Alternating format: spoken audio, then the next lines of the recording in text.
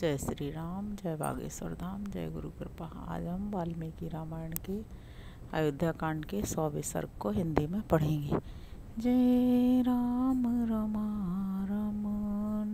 समनम भव ताप भयाकुल पाहि जनम अव देश सुरेश रमेश विभो शरणागत मागत पाहि प्रभो। जय राम रमारमणम समनम। जय श्री राम। 100वां सर्ग हिंदी में। जटा और चीर वस्त्र धारण किए भरत हाथ जोड़कर पृथ्वी पर पड़े थे, मानो प्रलय काल में सूर्यदेव धरती पर गिर गए हों। उनको उस अवस्था में देखना किसी भी स्नेही सुहृद के लिए अत्यंत कठिन था। श्री राम ने उन्हें देखा और जैसे तैसे किसी तरह पहचाना। उनका मुख उदास हो गया था, वे बहुत दुर्बल हो गए थे। श्री राम ने भाई भरत को अपने हाथ से पकड़कर उठाया और उनका मस्तक सूंघकर उन्हें हृदय से लगा लिया। इसके बाद रघुकुल भूषण भरत को गोद में बिठाकर श्री राम ने बड़े आनंद आदर से पूछा, तात पिताजी कहाँ थे कि तुम इस वन में आए हो?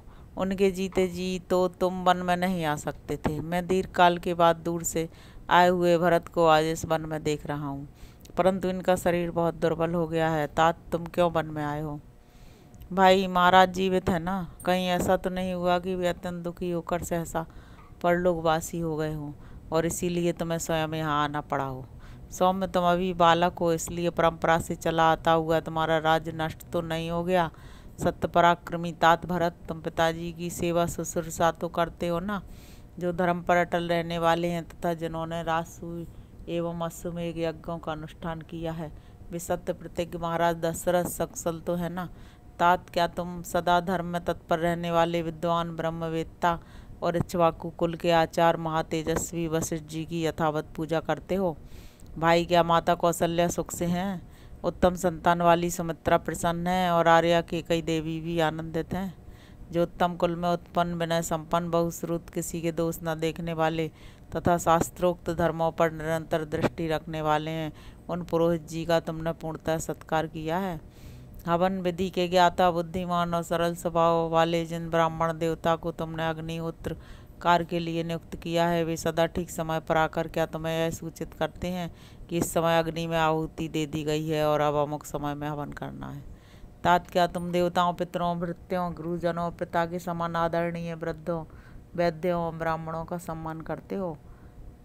भाई जो मंत्र रहे श्रेष्ठ बाणों के प्रयोग तथा मंत्र सहित उत्तम अस्त्रों के प्रयोग के ज्ञान से संपन्न और अर्थशास्त्र के अच्छे पंडित हैं, उन आचार्य सुधनवा का क्या तुम समादर करते हो?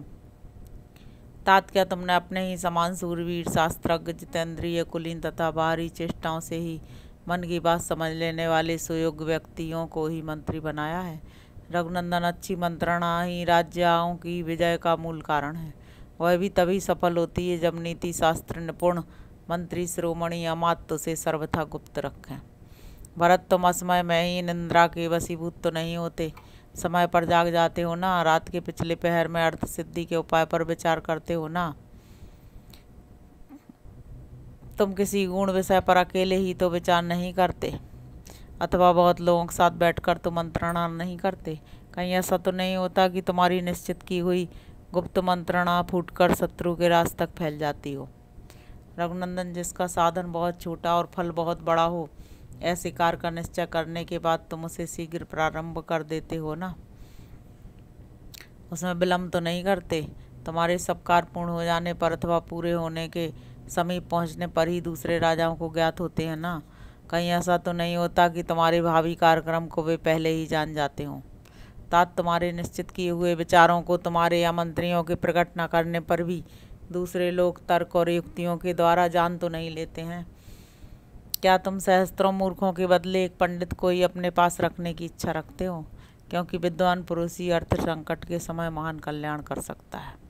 यदि राजा 1000 या 10,000 मूर्खों को अपने पास रख ले तो भी उनसे अवसर पर कोई अच्छी सहायता नहीं मिलती। यदि एक मंत्री भी मेधावी, सूरवीर, चतुर एवं नीतिज्ञ हो तो वह राजा या राजकुमार को बहुत बड़ी संपत्ति की प्राप्ति करा सकता है। तात, तुमने प्रधान व्यक्तियों को प्रधान, मध्यम श्रेणी के मनुष्यों को मध्यम और छोटी श्रेणी के लोगों को छोटे ही कामों में नियुक्त किया है ना? जो घूस न लेते हों अथवा निश्चल हों, बाप दादों के समय से ही काम करते आ रहे हों तथा बाहर भीतर से पवित्र एवं श्रेष्ठ हों, ऐसे अमात्यों को ही तुम उत्तम कार्यों में नियुक्त करते हो ना।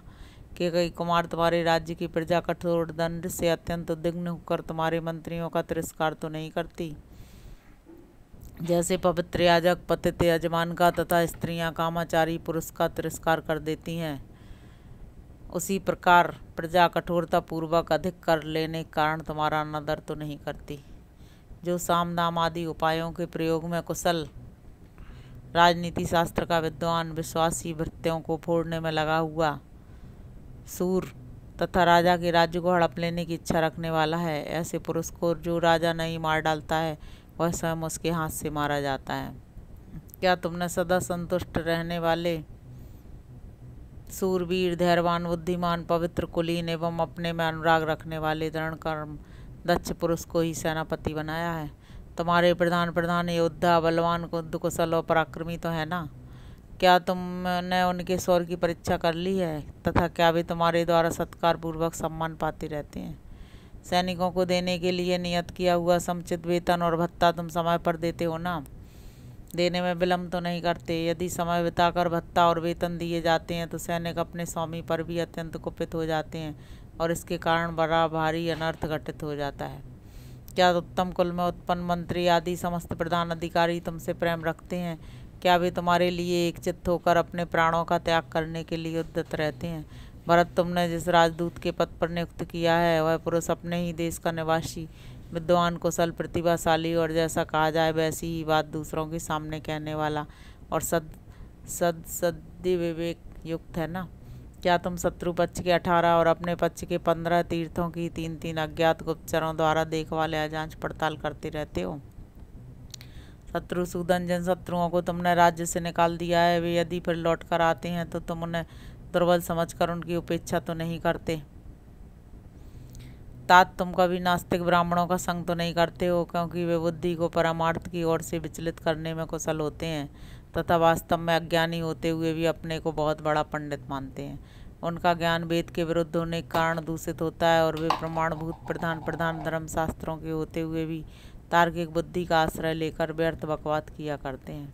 तात, अयोध्या हमारे वीर पूर्वजों की निवास भूमि है, उसका जैसा नाम है वैसा ही गुण है। उसके दरवाजे सब ओर से सुदृढ़ है, वह हाथी, घोड़े और रथों से परिपूर्ण है। अपने अपने कर्मों में लगे हुए ब्राह्मण, क्षत्रिय और वैश्य सहस्त्रों की संख्या में वहाँ सदा निवास करते हैं। वे सबके सब महान, उत्साही, जितेंद्रिय और श्रेष्ठ हैं। नाना प्रकार के राजभवन और मंदिर उसकी शोभा बढ़ाते हैं। वह नगरी बहुसंख्यक विद्वानों से भरी है। ऐसी अभ्युदयशील और समृद्धिशालिनी नगरी अयोध्या की तुम भलीभांति रक्षा तो करते हो ना?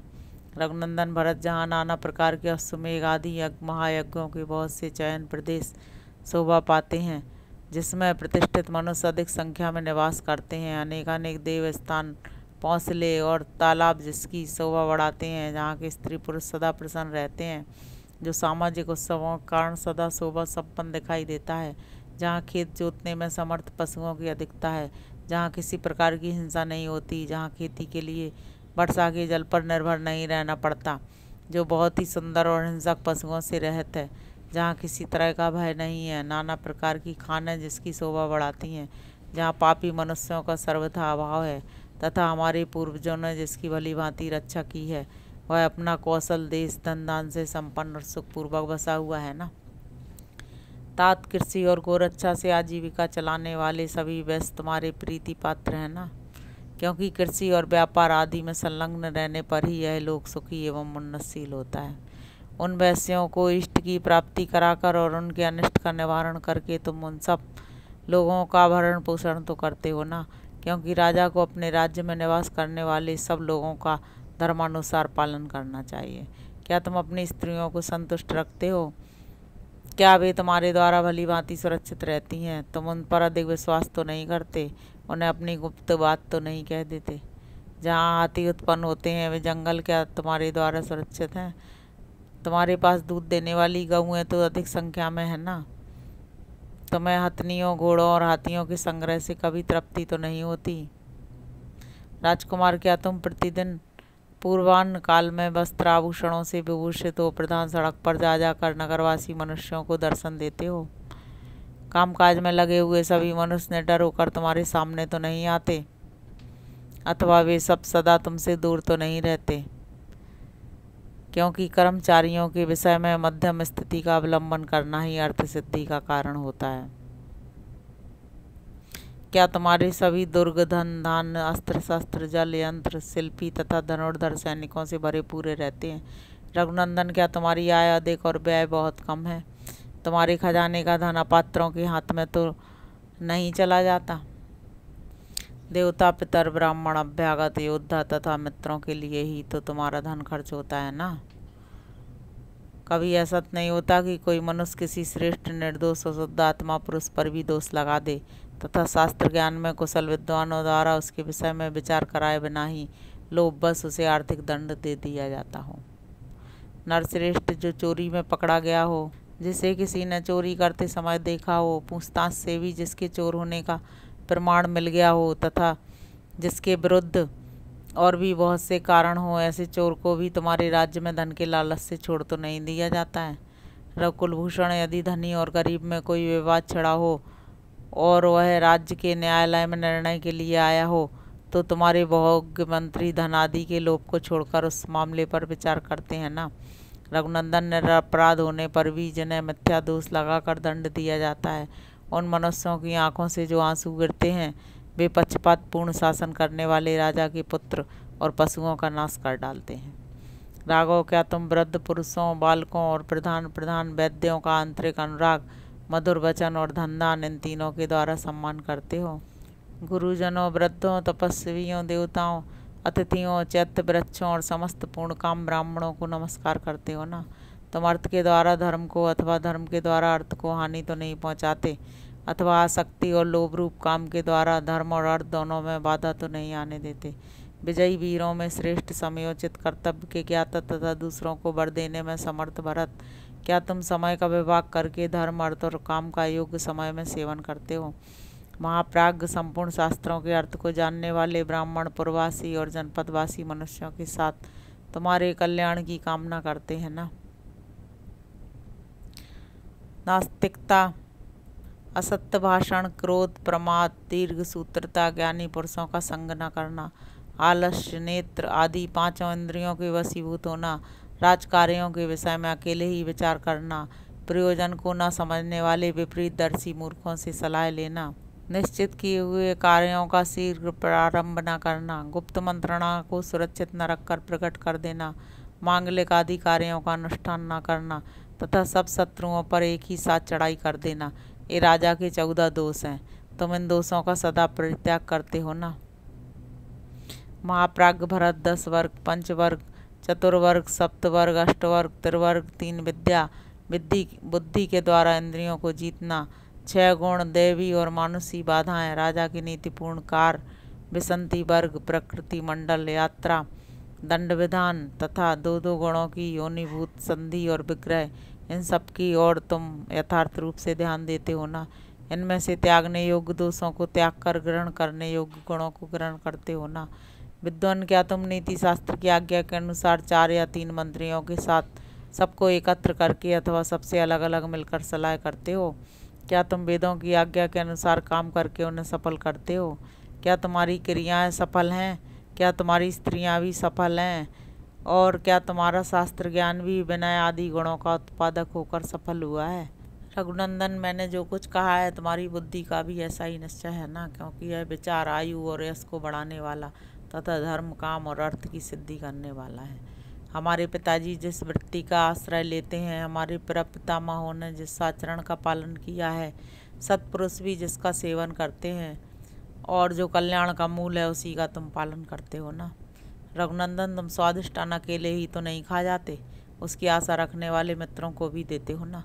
इस प्रकार धर्म के अनुसार दंड धारण करने वाला विद्वान राजा प्रजाओं का पालन करके समूची पृथ्वी को यथावत रूप से अपने अधिकार में कर लेता है तथा देह त्याग करने के पश्चात स्वर्गलोक में जाता है। इस प्रकार श्री वाल्मीकि निर्मित आर्ष रामायण आदि काव्य के अयोध्या कांड में 100वां सर्ग पूरा हुआ। जय श्री राम, जय बागेश्वर धाम, जय गुरु।